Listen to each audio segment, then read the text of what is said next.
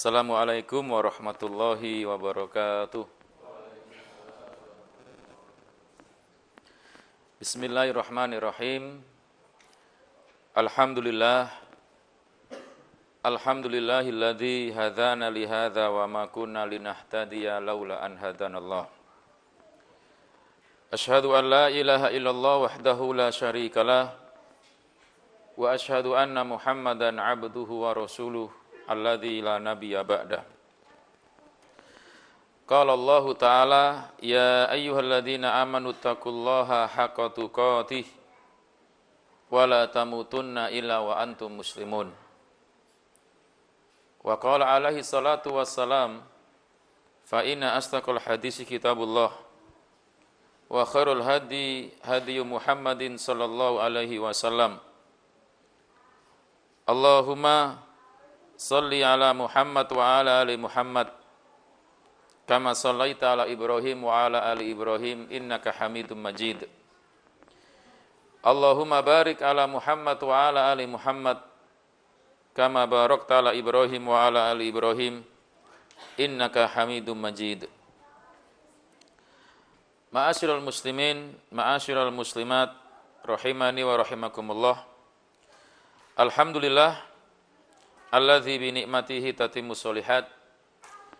Di kesempatan yang berbahagia ini, alhamdulillah Allah mudahkan saya dan jenengan semua untuk senantiasa bisa hadir istiqamah, untuk senantiasa tafaqquh fiddin, untuk senantiasa mengamalkan perintah Rasul kita Muhammad sallallahu alaihi wasallam untuk memahami dan mengetahui dinul Islam. Maka mudah-mudahan apa yang kita lakukan terhitung ibadah, terhitung kebaikan, dan mudah-mudahan Allah Subhanahu wa taala menjadikan amal kita yang diterima oleh Allah Subhanahu wa taala. Jamaah yang dimuliakan oleh Allah, Imam Asy-Syafi'i pernah berkata yang dinukil dalam kitab Tadhkiratus Sami', bahwasanya kata beliau Al-Imam Asy-Syafi'i rahimahullah, laisa ba'dal fariidah au laisa ba'dal faraid afdalu min talabil ilmi.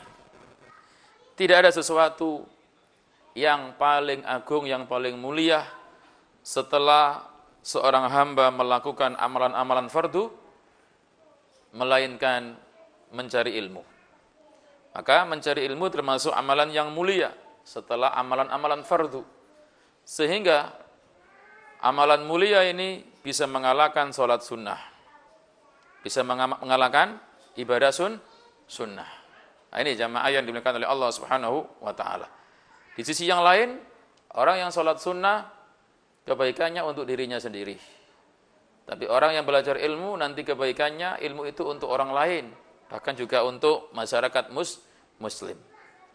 Nah, maka mudah-mudahan jamaah kita oleh Allah senantiasa diistiqomahkan, dimudahkan untuk terus hadir di majelis ilmu. Allahumma amin.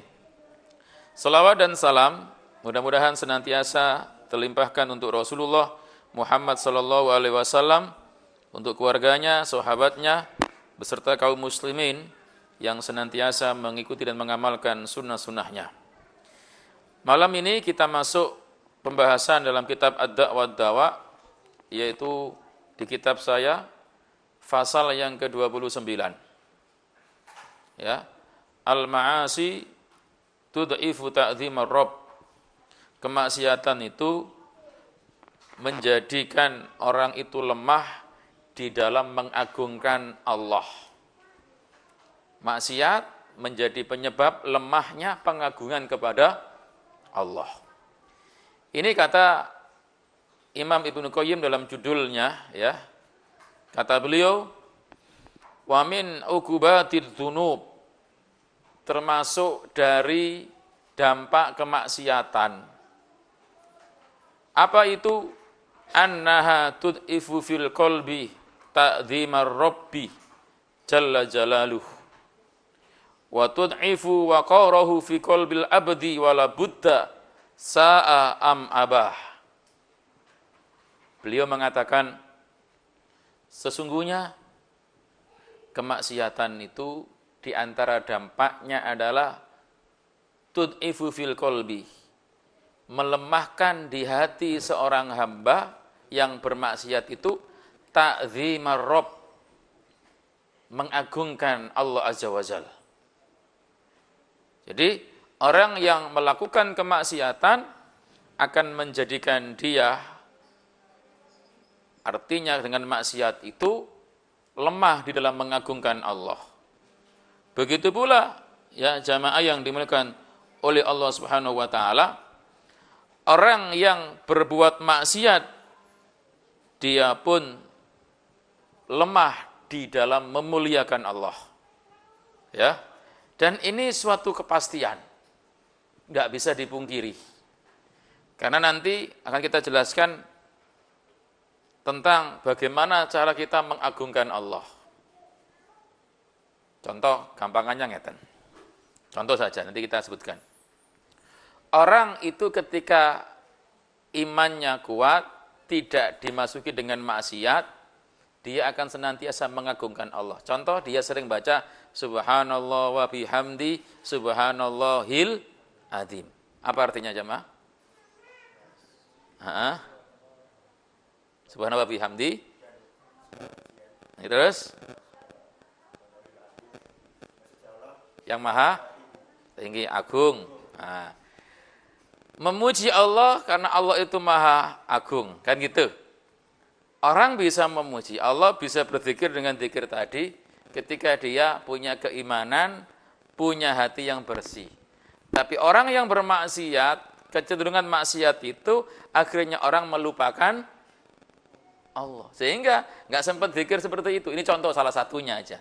Contoh, sehingga melemahkan pengagungan kepada Allah. Sehingga dia lupa dengan zikir tersebut. Dia lupa dengan aturan-aturan syariatnya.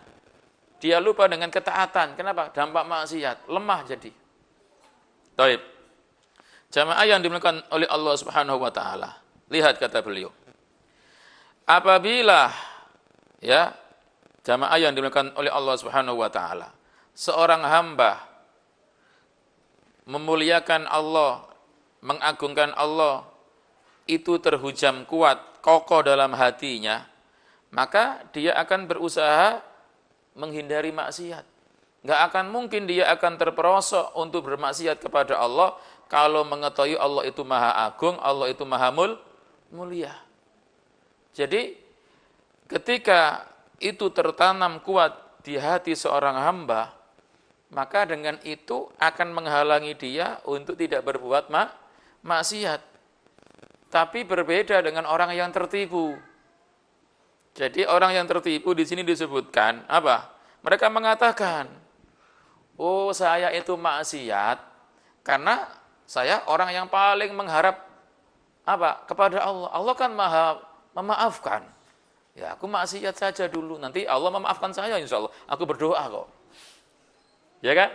Atau dia memang sangat menginginkan ampunan Allah dan dia tahu Allah Maha Pengampun, cuma kemudian dengan itu dia malah maksiat. Allah Maha Pengampun, betul. Allah itu zat yang mengampuni semua, betul. Tapi jangan sampai ketika itu ada semuanya, terus kita baru berbuat maksiat. Kenapa? Enak wis maksiat sih, kalau Allah ampuni. Maksiat saja nanti Allah akan mengampuni saya. Nah, ini orang tertipu kata Imam Ibnu Qayyim. Ya ini jamaah yang dimuliakan oleh Allah. Dan ini menunjukkan lemahnya pengagungan dia kepada Allah dalam hatinya. Kalau memang dia benar-benar mengagungkan Allah, ya berusaha dengan pengagungan itu enggak mendekati kemaksiatan. Ini yang betul. Bukan malah tahu kalau Allah itu maha pengampun, Allah maha agung, malah maksiat. Ini orang yang tertipu.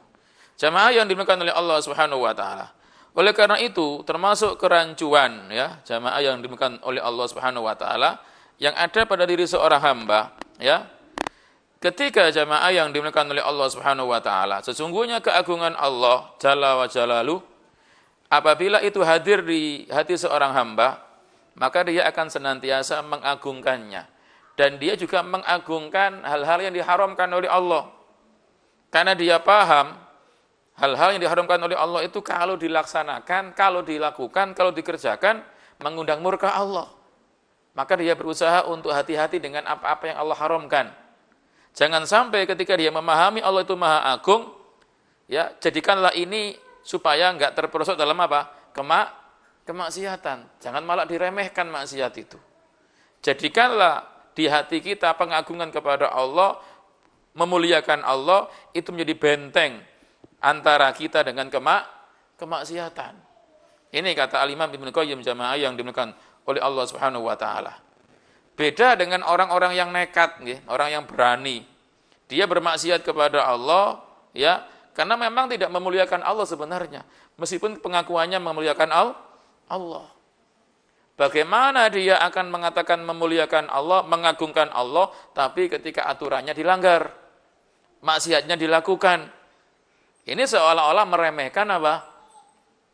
Meremehkan kemaksiatan, merendahkan perintahnya dan justru melakukan amal-amalan yang dilarang. Na'udzubillahi min dzalik. Ini jamaah yang dimuliakan oleh Allah Subhanahu wa taala. Makanya kata beliau, seandainya kemaksiatan hanya ini saja akibatnya, yang itu menyebabkan lemahnya hati seorang hamba untuk mengagungkan Allah, mengagungkan hal-hal yang diharamkan, dan meremehkan hak-hak Allah, cukup sudah sebenarnya. Karena memang seperti itu. Orang-orang yang maksiat itu seolah-olah memang nggak mengagungkan Allah. Coba kalau ingat ini dilarang oleh Allah, dia berani nggak maksiat? Tidak berani. Nah, jadi seolah-olah memang dia nggak mengagungkan Allah. Kalau dia mengagungkan Allah, nggak akan mungkin apa yang Allah haramkan dilakukan. Dan dia nggak meremehkan hak-hak Allah. Jamaah yang dimuliakan oleh Allah Subhanahu wa taala. Oleh karena itu, wa min ba'di uqubati hadza, termasuk di antara akibat masalah ini, ya. Apa itu? Orang yang ahli maksiat jamaah, Allah akan mengangkat wibawanya. Artinya Allah akan hilangkan wibawanya di hadapan manusia. Orang yang ahli maksiat, seandainya orang itu punya jabatan misalkan, punya kaya kedudukan misalkan, tapi dia maksiat, di hadapan manusia hilang wibawanya. Paham nggih? Mohon maaf. Pernah ada kasus seorang presiden. Ini kan tinggi sekali nggih. Terkena skandal dengan perempuan. Apa yang terjadi? Nah, akhirnya di hadapan manusia apa? Wibawanya hilang. Kalau bahasa sekarang ada orang pejabat korupsi. Gimana wibawanya? Berkurang. Ya, mungkin jamaah yang dimuliakan oleh Allah, dia memang uangnya banyak. Tapi kalau dia bermaksiat, apalagi sudah diketahui orang banyak, akan jatuh wibawanya. Seandainya ini saja hukuman bagi orang pelaku maksiat cukup. Cuma kadang banyak orang itu nggak ngereken. Artinya maksiat tetap dijalankan, tidak tahu bahwasanya manusia pun memperhatikan dia. Ini jamaah yang dilakukan oleh Allah Subhanahu wa taala. Bahkan manusia akan merendahkannya. Manusia akan melecehkannya. Ya kalau bahasa kita ya dihinakan mereka itu sebenarnya. Cuma kadang mereka nggak merasa kalau dihinakan. Lah inilah buruknya maksiat. Beda dengan orang yang punya ilmu. Kata para ulama termasuk kata Al-Imam Wahab, ya, disebutkan dalam kitab Tadhkiratus Sami, beliau mengatakan yatasa'abu minal ilmi as-sarafu wa in kana sahibuhu daniyan. Orang yang punya ilmu itu, orang yang alim itu akan melahirkan darinya as-sarafu, kemuliaan, meskipun orangnya itu rendah. Orangnya mungkin orang kampung, nggak punya harta banyak, tapi punya ilmu. Jadi apa jamaah? Mulia. Diundang ke masyarakat sini, ceramah di depan siapa? Orang-orang besar, kan gitu. Makanya sampai ada ungkapan Abul Aswad Ad-Du'ali. Apa ungkapannya? Laisa say'un a'azza minal ilmi. Tidak ada sesuatu yang lebih mulia daripada ilmu. Kenapa? Al-muluku hukamun 'alan nas. Raja itu menguasai manusia. Betul? Raja itu menguasai manusia. Manusia akan senantiasa ya taat mendengar kepada rajanya karena dikuasainya. Tapi justru raja itu sendiri dikuasai siapa? Ulama. Wal ulama'u hukamun 'alal muluk. Ulama itulah yang kemudian menguasai raja. Raja ingin memberikan keputusan A, B, C, D, tanya sama siapa? Tanya sama ulama. Nah, ini diantara keistimewaannya.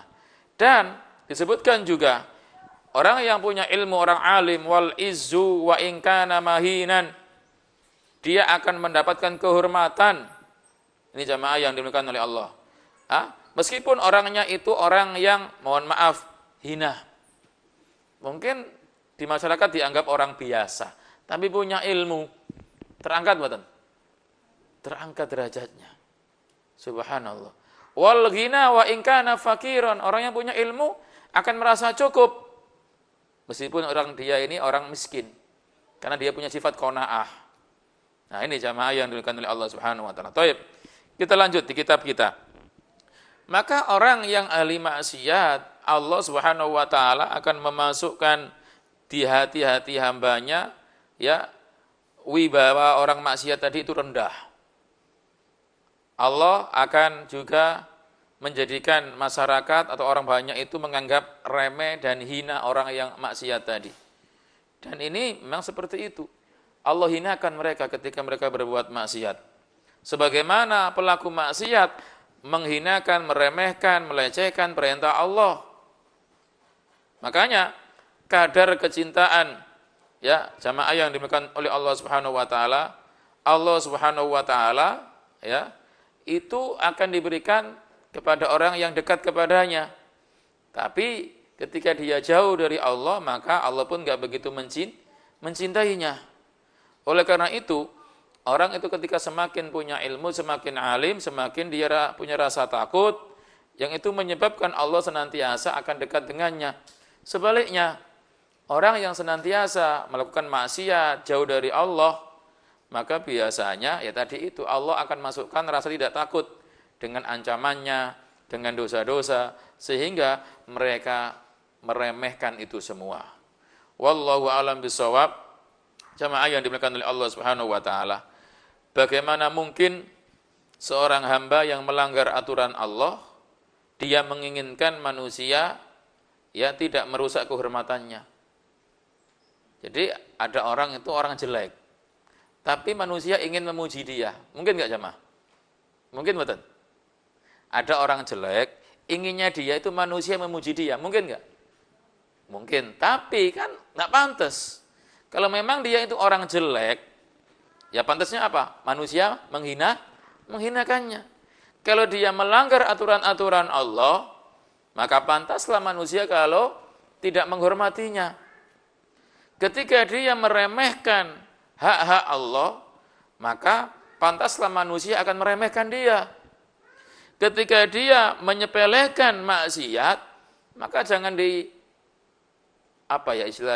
jangan sampai Anda merasa tersinggung kalau manusia merendahkan Anda. Bahasaku loh, ketika manusia meremehkan aturan Allah, siap-siaplah Allah akan menghukum orang tersebut dengan manusia akan meremehkannya. Paham maksud saya jemaah? Nah, artinya kayak seolah-olah ada timbal balik. Kalau dia, mohon maaf, melanggar aturan-aturan Allah, bisa jadi ada manusia yang mengalahkan kehormatan dia. Nah, ini jamaah yang dimuliakan oleh Allah Subhanahu wa taala. Dan kata Al-Imam Ibnu Qayyim rahimahullah, ini sungguh telah diisyaratkan dalam beberapa ayat di Al-Qur'an tentang akibat dosa. Di antaranya ya apa? Bahwasannya dosa itu akan kembali kepada pelakunya. Termasuk akan waghatta ala qulubihim, akan menutup hatinya, akan mengunci ya dengan dosa-dosa itu hatinya. Ini sebagaimana dalam surat An-Nisa ayat 88. Silakan dibuka. An-Nisa 88. Bagaimana Allah Subhanahu wa taala menyebutkan tentang masalah ini. An-Nisa surat keempat ayat 88 nggih. Allah berfirman, ya. Fama lakum fil munafiqina fi'ataini wallahu arkasahum bima kasabu turiduna an tahtadu man adallallah wa may yudlilillahu falan tajid lahu sabila. Subhanallah. Maka mengapa kamu terpecah menjadi dua golongan dalam menghadapi orang-orang munafik. Padahal Allah telah mengembalikan mereka kepada kekafiran disebabkan usaha mereka sendiri. Apakah kamu bermaksud memberi petunjuk kepada orang yang telah dibiarkan sesat oleh Allah? Barang siapa dibiarkan sesat oleh Allah, kamu tidak akan mendapatkan jalan untuk memberikan petunjuk kepada mereka. Sesuai dengan balasan, ada orang-orang yang ditutup hatinya. Kenapa? Karena dosa mereka. Atau ada orang-orang yang Allah lupakan karena mereka merupakan Allah, ya kan? Contoh dalam surat apa sama ini? Al-A'raf ya. Surat ke-7. Surat ke-7 ayat 51. Ketika manusia melupakan Allah, Allah akan melupakannya. Ini kata Imam Ibnu Qayyim seperti itu. Dan ini beliau bawakan dengan ayat firman Allah, alladzina takhadhu dinahum lahwa wa la'ibah wa gharrathumul hayatud dunya fal yauma nansahum kama nasu liqa'a yaumihim hadza wa ma kanu bi ayatina yajhadun. Yaitu orang-orang yang menjadikan agamanya sebagai permainan dan senda gurau, dan mereka telah tertipu oleh kehidupan dunia, maka pada hari ini, maksudnya hari kiamat, kami melupakan mereka, sebagaimana mereka dahulu melupakan pertemuan hari ini, dan karena mereka mengingkari ayat-ayat kami. Ketika manusia di dunia lupa pertemuan dengan Allah, lupa kalau ada alam akhirat, maka nanti di akhirat Allah akan melupakan siapa? Orang-orang seperti ini dan seterusnya. Wa ahanahum kama ahanu dinahu, dan Allah Subhanahu wa taala ya akan menghinakan ya orang-orang yang menghinakan agamanya. Subhanallah. Ini jamaah yang dimuliakan oleh Allah Subhanahu wa taala. Dan hal-hal yang semacam ini banyak yang Allah terangkan dalam Al-Qur'an. Oleh karena itu disebutkan di sini jamaah yang dimuliakan oleh Allah, orang yang ketika dia dihinakan oleh Allah, siapa sih yang bisa akan memuliakan? Tidak ada. Wa may yuhinillahu famalahu mim mukrim. Al-Hajj ayat 18. Dan adapun orang yang Allah hinakan, maka tidak ada baginya orang yang memuliakan. Maka jamaah yang dimuliakan oleh Allah Subhanahu wa taala, ketika orang itu menyepelekan sujud kepadanya, bahkan mohon maaf melalaikan, bahkan enggak melakukan, maka Allah Subhanahu wa taala akan menghinakan mereka. Ketika orang-orang tidak mendekatkan diri kepada Allah, maka orang yang seperti ini tidak akan dimuliakan, dan tidak ada kemuliaan bagi orang yang telah dihinakan oleh Allah. Sebaliknya, tidak mampu memuliakan seseorang ketika Allah telah menghinakan mereka, dan sebaliknya. Dan sebaliknya, ini jamaah yang dimuliakan oleh Allah. Orang semua sedunia menghinakan orang tersebut, tapi kalau Allah muliakan tetap akan mulia. Ini jamaah yang dimuliakan oleh Allah Subhanahu wa taala. Taib. Pertanyaannya kita adalah, bagaimana cara kita mengagungkan Allah? Karena kalau maksiat itu menyebabkan lemahnya pengagungan kepada Allah. Maka cara kita untuk mengagungkan Allah itu bagaimana? Nah, ini jamaah yang dimuliakan oleh Allah Subhanahu wa taala.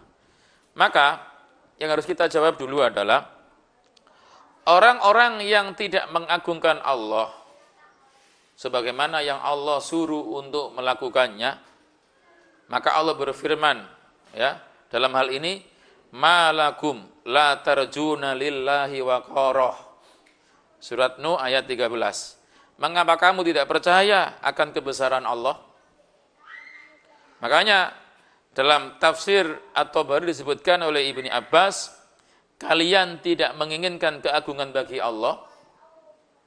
Artinya memang ada orang-orang yang tidak mengagungkan Allah Subhanahu wa taala.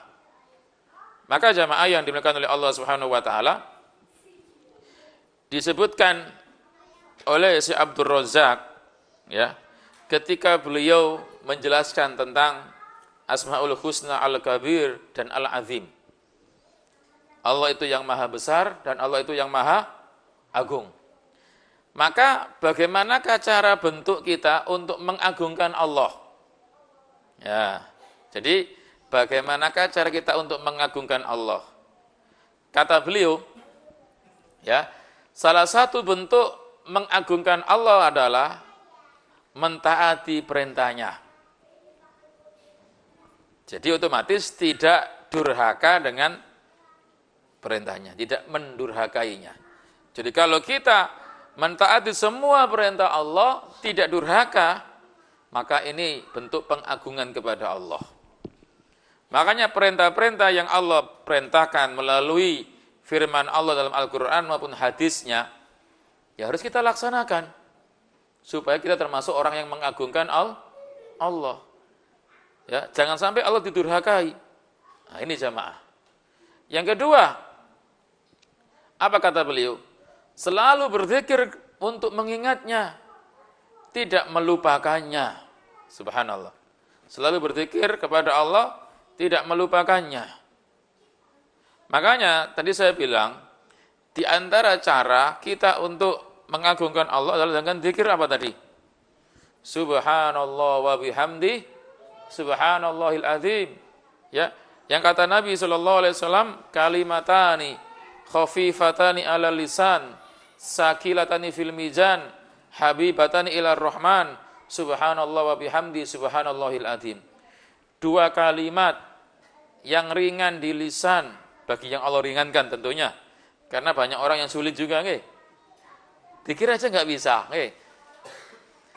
Kalimat yang hanya dua kalimat, yang ringan diucapkan di lidah, berat di timbangan, dicintai oleh Allah yang Maha Rahman, yaitu subhanallah wa bihamdi, subhanallahil azim.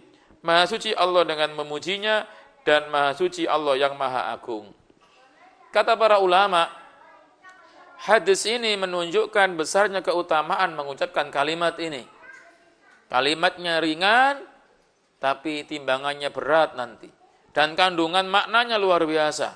Makanya Allah mencintai ini. Kenapa? Subhanallah wa bihamdi. Mensucikan Allah. Dan memahami, menyadari bahwasanya Allah itu maha agung. Yang maha besar juga. Ini jamaah yang dimuliakan oleh Allah Subhanahu wa taala. Ya.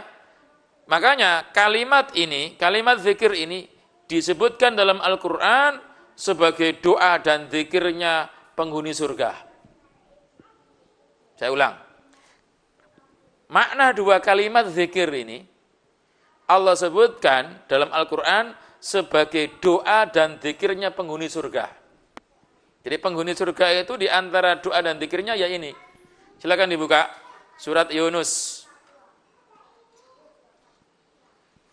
Surat Yunus ayat 10 jamaah. Nanti tolong dibaca yang punya terjemah.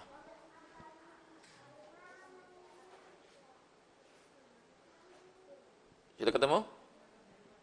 Surat Yunus ayat 10. Monggo dibaca Mas. Nggih antum. Ya, harapnya apa harapnya? Harapnya artinya ya. Nggih.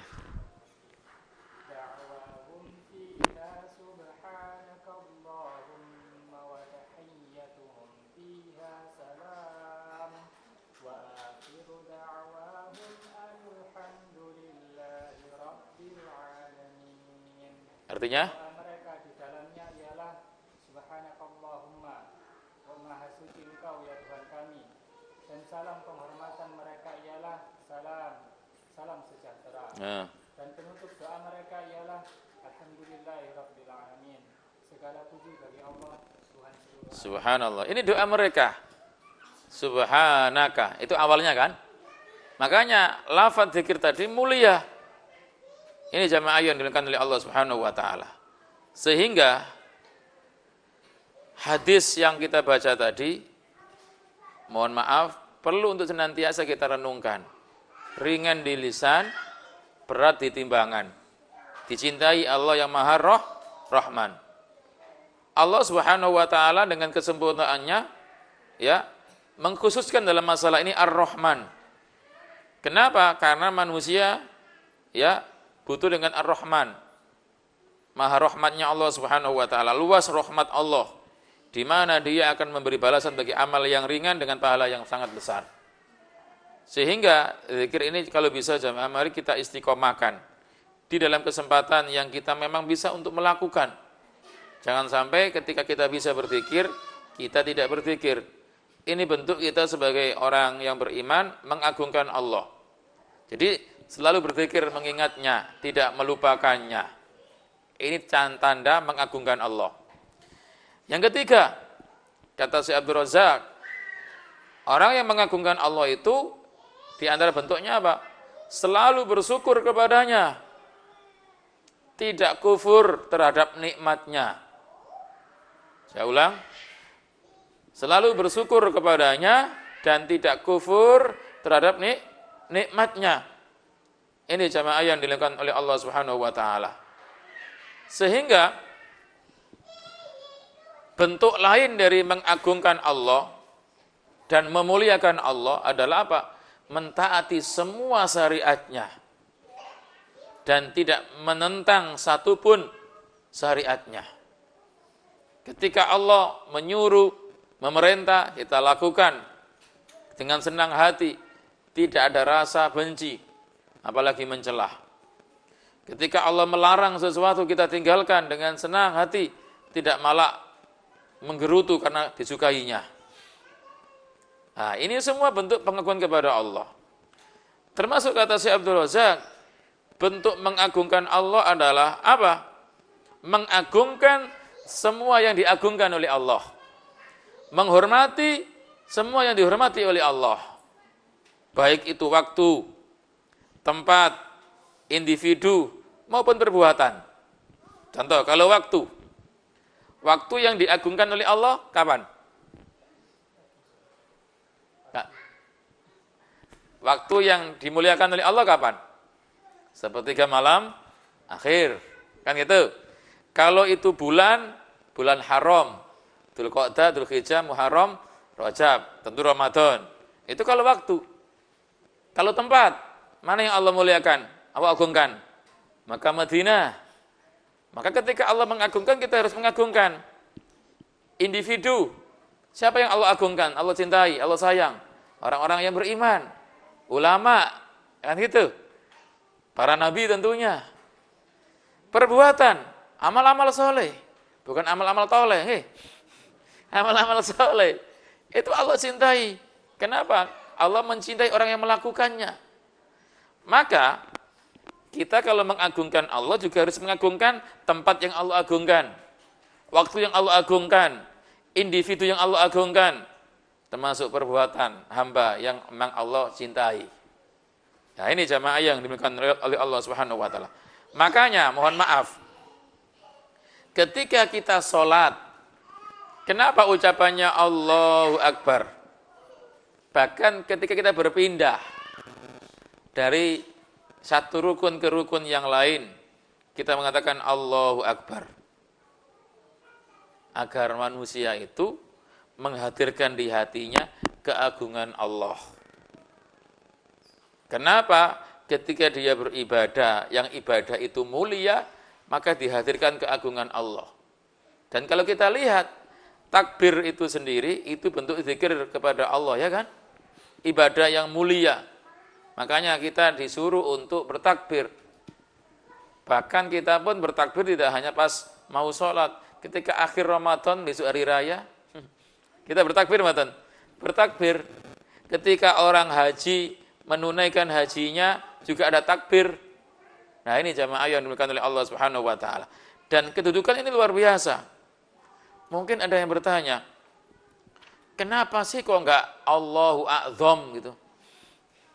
Allah yang Maha Agung, kan hampir mirip. Gitu? Halo jamaah. Kenapa kok, kan sama-sama mirip artinya. Kenapa kok Allahu Akbar, kok enggak Allahu A'zam? Maka ulama menjawab jamaah, ya. Lafaz takbir Allahu Akbar ini kan memaha besarkan, artinya takzim, mengagungkan atau pengagungan. Ini jamaah yang dimuliakan oleh Allah Subhanahu wa taala.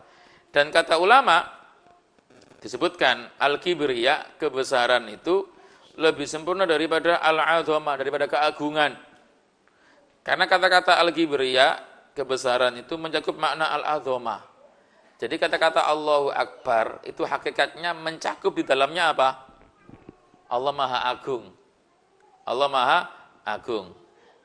Makanya ketika kita sholat, itu kita melafazkan Allahu Akbar, bukan Allahu A'zam. Karena lebih tinggi kedudukan Allahu Akbar daripada Allahu A'zam. Nah ini jamaah yang dimuliakan oleh Allah Subhanahu wa taala. Sehingga sampai disebutkan oleh Nabi sallallahu alaihi wasallam, yaqulullahu taala likibriya'u ridai wal 'azamatu izari. Faman naza'ani wahidan minhuma qadaftuhu fin nari. Allah berfirman, kebesaran adalah pakaianku dan keagungan itu adalah ridhaku. Siapa yang merenggut salah satu dariku, maka aku akan masukkan ia ke neraka. Makanya kita ketika senantiasa melakukan sholat, yang kita ucapkan Allahu Akbar, bukan yang lain. Sehingga kalau kita lihat para ulama menjelaskan, tidak boleh mengganti Allahu Akbar dengan yang lain. Ini jamaah yang dimuliakan oleh Allah Subhanahu wa taala. Kemudian apa saja yang bisa kita lakukan untuk membantu kita mengagungkan Allah? Apa saja yang bisa membantu kita untuk kita bisa mengagungkan Allah? Satu, jamaah, dengan berdoa. Berdoa dengan sering bersimpu memohon kepada Allah agar menanamkan di hati ini rasa pengagungan terhadap Allah, merasa rendah di hadapannya, merasa kita ini tidak bisa melakukan apa-apa tanpa Allah menolong kita. Kita manusia yang lemah, yang banyak kekurangan, yang perlu kepadanya terus. Makanya wa qala rabbukum ud'uni istajib lakum innal ladzina yastakbiruna an ibadati sayadkhuluna jahannama dakhirin. Dan Rabb kalian berkata, ud'uni, berdoalah kalian ya kepadaku, kalian akan diijabahi doa kalian. Sesungguhnya orang-orang yang menyombongkan diri dari beribadah kepadaku akan dimasukkan ke neraka jahanam dalam keadaan apa? Hina dina. Makanya agar kita bisa menghadirkan, mengagungkan Allah, minta kepada Allah agar hati terus Allah kasih, agar kita bisa memuliakan dan mengagungkan Allah. Ini jamaah yang dimuliakan oleh Allah Subhanahu wa taala. Itu yang pertama. Makanya kita enggak boleh sombong. Enggak boleh sombong karena kita terus butuh dengan Allah. Sebagaimana kita sering berdoa, ya Hayyu ya Qayyum bi rahmatika astaghits, aslih lisani wa la takilni ila nafsi fata'ain. Menunjukkan kita ini lemah. Jangan sampai kita ngurus diri kita sendiri sekejap mata tanpa bantuan dari Allah. Tidak bisa. Karena kita terus butuh dengan pertolongan Allah Subhanahu wa taala. Yang kedua, agar kita mudah untuk bisa mengagungkan Allah, jauhi maksiat. Ya kayak tadi ya. Menjauhi maksiat. Berupaya dengan segala bentuk maksiat itu kita jauhi. Kita hadirkan keagungan zat Allah ya di hati ini. Sehingga kita kalau maksiat takut kepadanya, takut terjerumus kepadanya. Ini jamaah yang dimuliakan oleh Allah Subhanahu wa taala. Sebagaimana tadi kita sebutkan, Imam Ibnu Qayyim berkata, maksiat itu ya perbuatan yang akan bisa melemahkan rasa pengagungan kepada Allah. Pelakunya pasti akan menjadi lemah menghormati Allah, baik dia suka maupun enggak suka. Akan lemah penghormatan dia kepada Allah. Ini jamaah yang dimuliakan oleh Allah Subhanahu wa taala. Sehingga orang-orang yang bisa meninggalkan maksiat, dia akan mudah untuk mengagungkan Allah. Itu yang kedua. Yang ketiga jamaah, bagaimana cara agar kita mudah mengagungkan Allah? Merenungi ciptaan Allah. Istilah kita namanya tafakkur. Kita bertafakur tentang ciptaan Allah Azza wa Jalla. Lihat langit yang di atas. Subhanallah. Lihat gunung yang di sebelah mana itu? Barat, timur.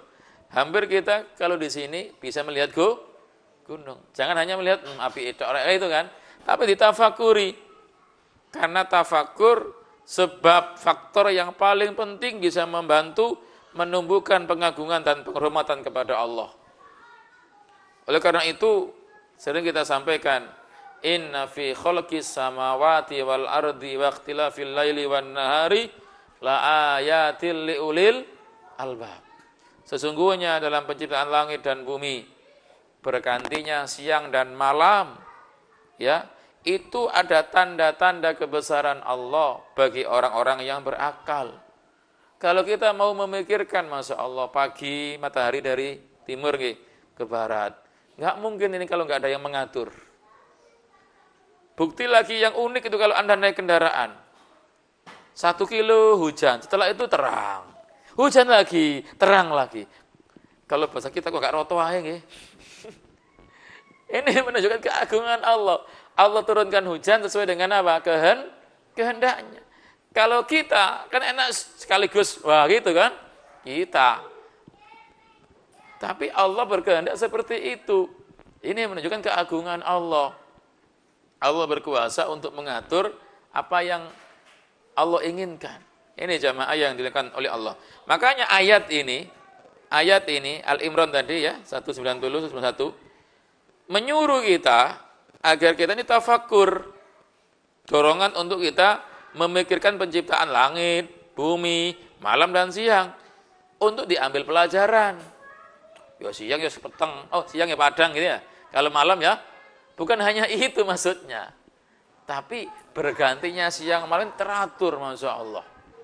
Ini kalau nggak ada yang mengatur nggak mungkin kan gitu. Kalau siang ada matahari, malam ada rembulan, teratur. Allahu Akbar. Makanya itu akan bisa menjadi ya keimanan tambah bagi orang-orang yang mau memikirkan. Makanya sering kita sebutkan, boleh bahkan bisa jadi hal yang baik kita pergi ke pantai itu ya, refreshing ya, ke pantai, mungkin ke danau atau kemana lah, yang penting memikirkan tanda-tanda kebesaran Allah. Ini jamaah yang dimuliakan oleh Allah Subhanahu wa taala. Taib. Kemudian apapun yang kalau kita melihat penciptaan Allah, langit dan bumi dan semuanya ini menunjukkan kebesaran Allah. Menunjukkan kebesaran Allah dan keagungan Allah. Sehingga orang-orang yang bisa mengambil pelajaran dengan itu semua, sehingga mereka akan senantiasa terus tambah iman. Wallahu a'lam bissawab. Ini jamaah yang dimuliakan oleh Allah. Termasuk kalau kita membaca Quran pun, mari kita tafakur, kita renungkan bagaimana balasan orang-orang terdahulu yang ahli maksiat. Bagaimana Allah pun mengazab orang-orang yang dolim. Tafakur juga. Itu akan bisa menumbuhkan apa? Pengagungan kita kepada Allah. Ini jamaah yang dimuliakan oleh Allah Subhanahu wa taala. Wallahu a'lam bissawab. Kemudian jamaah yang dimuliakan oleh Allah Subhanahu wa taala, kalau tadi kan ayat-ayatnya yang kelihatan, termasuk tadi saya maksud yang selanjutnya mentadaburi kitabnya. Jadi mentadaburi Al-Quran. Karena Al-Quran pun berbicara banyak hal yang kalau kita mentadaburinya, memahami maknanya, akan membantu kita untuk mengagungkan Allah. Jamaah yang dimuliakan oleh Allah Subhanahu wa taala, ya. Ini cara. Makanya Allah menyuruh kita agar kita mentadaburi Quran. Surat An-Nisa, surat keempat, ayat 82. Afala yatadabbaruna al-Quran walau kana min indi ghairillah lawajadu fihi ikhtilafan katsira. Maka apakah mereka tidak mentadabburi Quran? Perhatikan, kalau seandainya Quran itu bukan dari sisi Allah, pasti akan banyak apa? Perselisihan. Ayat ini akan bertentangan dengan ayat yang lain. Seolah seperti itu. Tapi di Al-Quran tidak. Ini jamaah yang dimuliakan oleh Allah Subhanahu wa taala.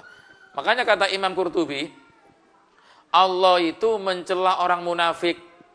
Yang mana orang munafik itu jamaah enggak mau mentadabburi Al-Quran dan enggak mau mengambil pelajaran dari Al-Quran. Makanya ngapunten, jangan-jangan kalau kita enggak mau tadabbur, kena penyakitnya siapa? Munafik. Jadi orang munafik itu kalau bahasa kula dengan males lah. Iya, karena memang males apapun ya. Salatnya males, zikirnya males.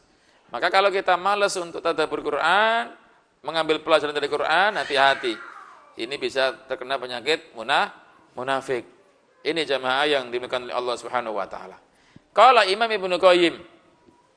Imam Ibnu Qayyim berkata juga, bukan di kitab loh, masih di sini.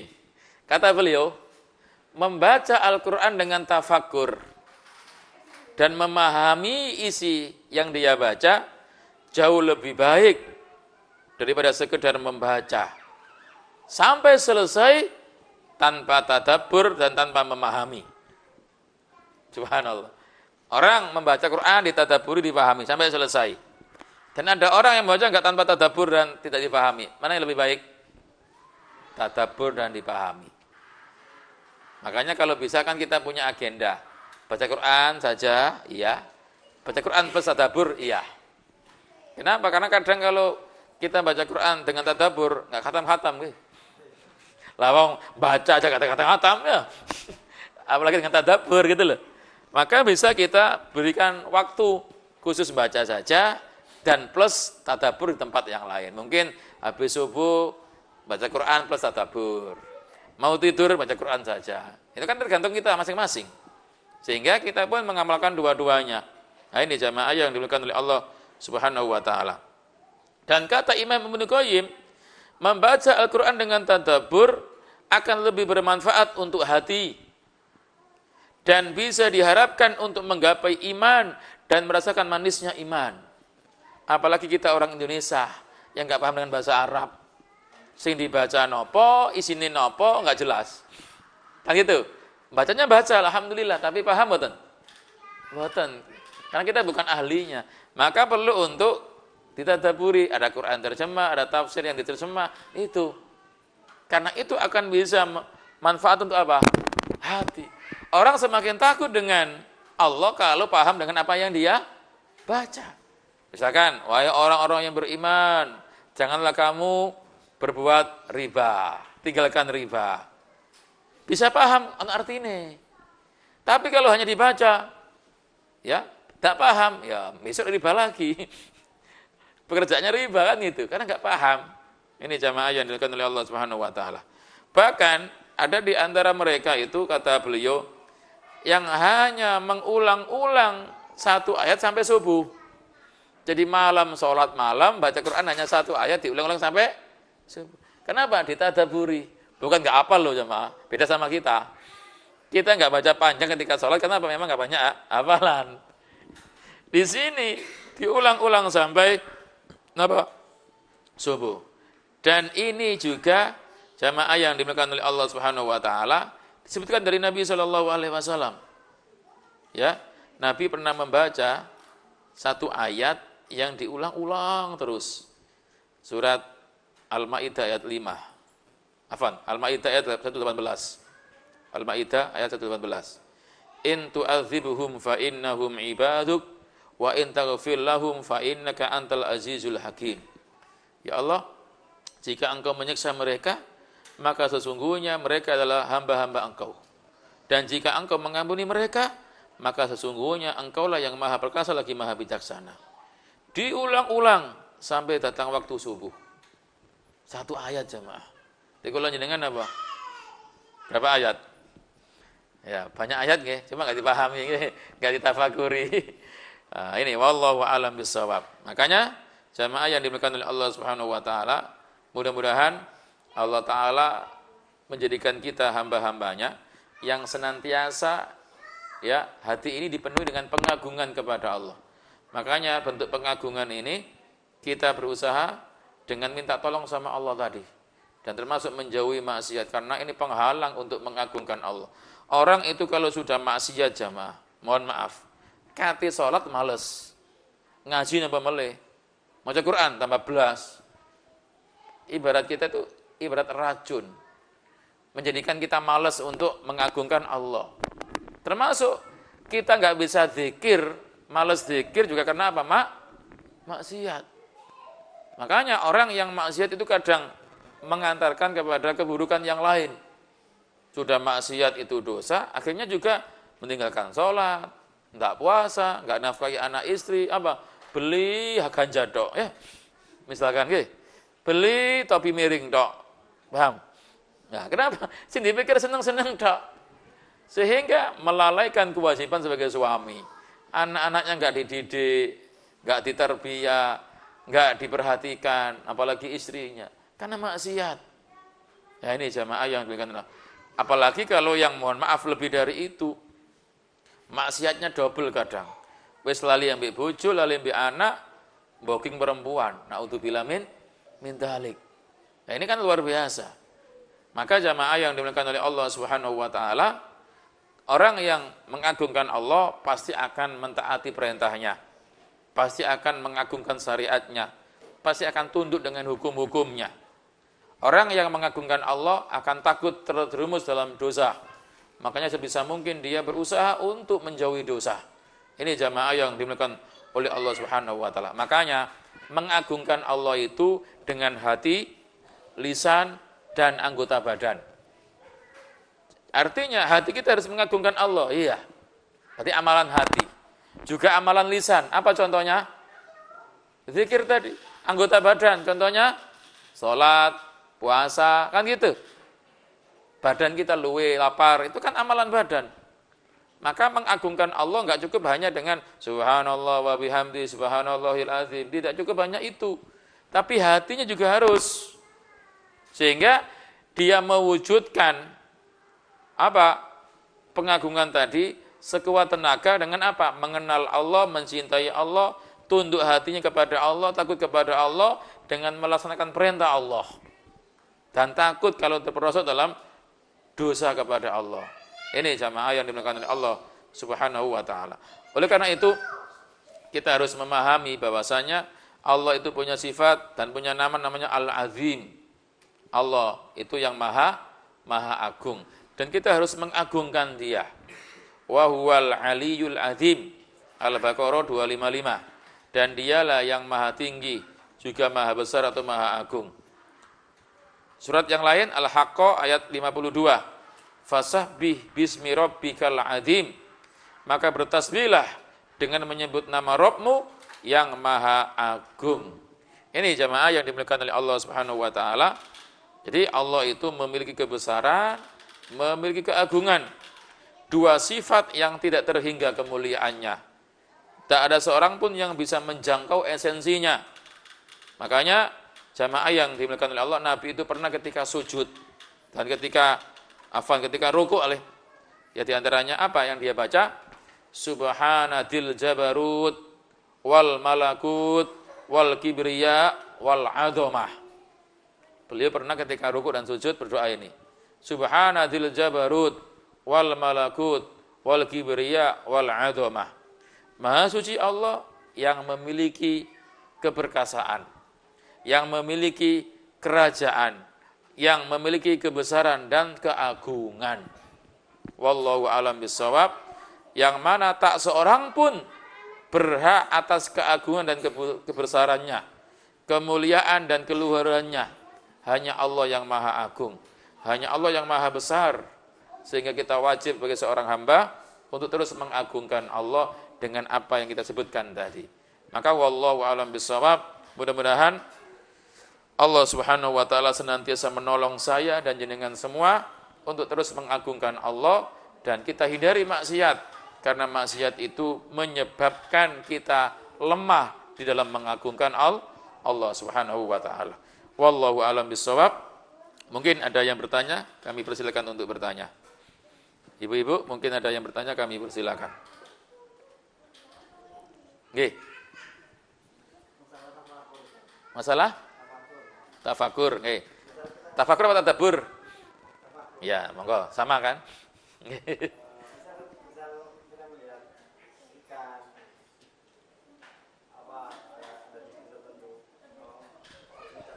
Taib. Jamaah yang dimuliakan oleh Allah Subhanahu wa taala, ketika kita melihat sesuatu yang menakjubkan, sebagaimana pernah dikisahkan dalam Al-Qur'an, ketika ada seseorang yang takjub dengan kebunnya, apa yang diucapkan? Masya Allah. Masya Allah. Kalau Anda takjub memang. Awalnya itu, setelah itu terserah zikir apa.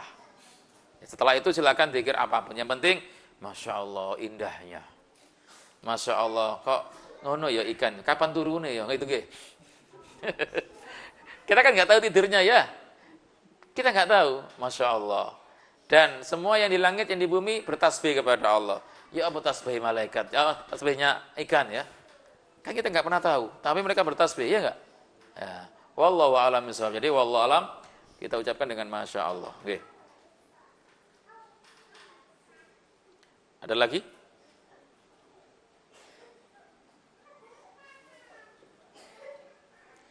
Ibu-ibu ada yang bertanya?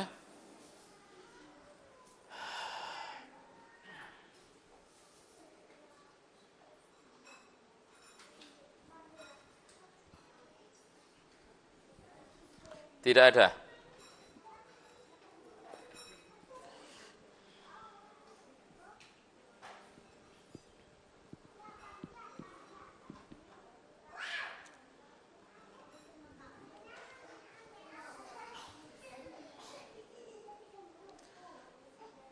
Taib jemaah yang dimuliakan Allah, jika memang tidak ada, mungkin ini yang bisa kita sampaikan pada kesempatan malam ini. Mudah-mudahan satu poin yang kita sampaikan, mudah-mudahan menggugah hati kita, menjadikan hati ini terus kita minta kepada Allah agar senantiasa Allah berikan ya hati ini terus bisa mengagungkannya.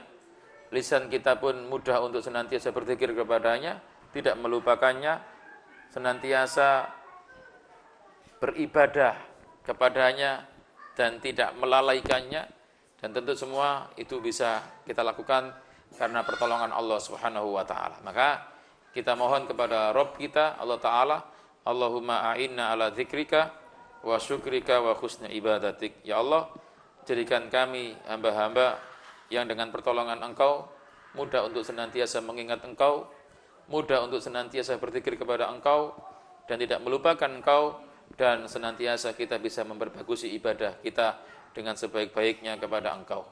Ya Allah, jadikanlah kami hamba-hamba yang senantiasa bisa istiqomah dalam kebaikan, istiqomah dalam ketaatan kepada Engkau, dan bisa menjauhi dosa-dosa yang Engkau larang dan yang Engkau murkai. Allahumma amin. Demikian yang bisa kita sampaikan jamaah. Semua yang benar datang dari Allah, yang kurang dari diri kita dan godaan setan, kita istighfar kepada Allah. Monggo kita akhiri dengan doa kafarah majlis. Subhanakallahumma wa bihamdika asyhadu an la ilaha illa anta astaghfiruka wa atubu ilaik. Sallallahu nabiyana Muhammad wa ala alihi wa sahbihi wasallam. Wa akhiru da'wana alhamdulillahi rabbil alamin. Summa assalamu alaikum warahmatullahi wabarakatuh.